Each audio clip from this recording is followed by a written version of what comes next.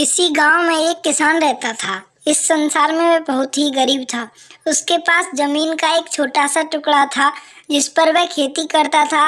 उसका गुजारा अत्यंत कठिन तरीकों से होता था। एक दिन सूरज की गर्मी चरम सीमा पर थी, परंतु किसान हमेशा की तरह खेत में काम कर रहा था। पसीने से लथपथ किसान बुवाई के लिए खेत जोत रहा था। इसी बीच खेत में खुदाई करते समय जमीन से एक बड़ा सा लकड़ी का बक्सा मिला। किसान ने सावधानी से बक्से को निकाला। पहले तो उसके समझ में नहीं आया कि बक्से का क्या करे।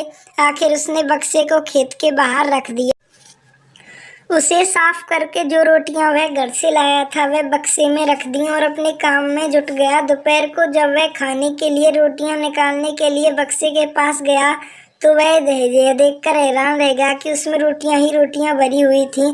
तब किसान को पता चला कि वह जादुई बक्सा था। उसमें जो भी चीज डालो उसका 80 गुना होकर बाहर निकलती है।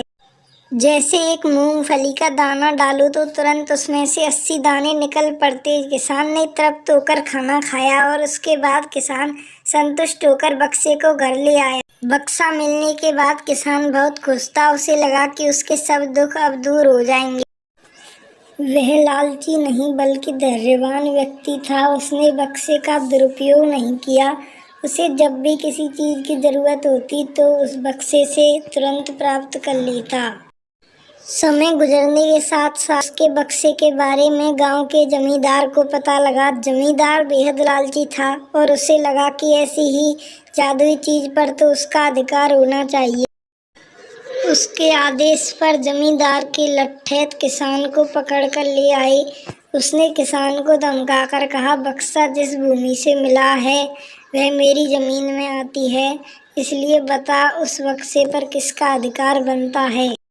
किसान बोला, यह ठीक है हुजूर की यह भूमि आपकी जमींदारी पर आती है, पर बक्सा जिस खेत से निकला है उस पर मैं खेती करता हूँ, अतः इस बक्से पर मेरा अधिकार बनता है।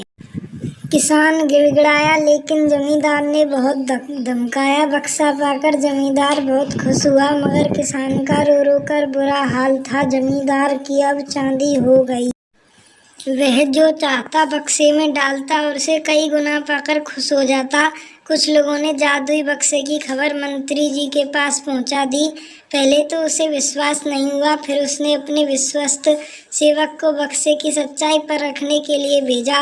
वहां जो उसने बक्से का जो जादू देखा तो वह मंत्री के पास जाकर सारी सच्चाई बता दी। मंत्री ने जमींदार को बुलाया, फिर उसे डराते हुए कहा, हमें पता चला है कि तुम्हारे पास एक जादुई बक्सा है, उसे तुम हमारे हवाले कर दो।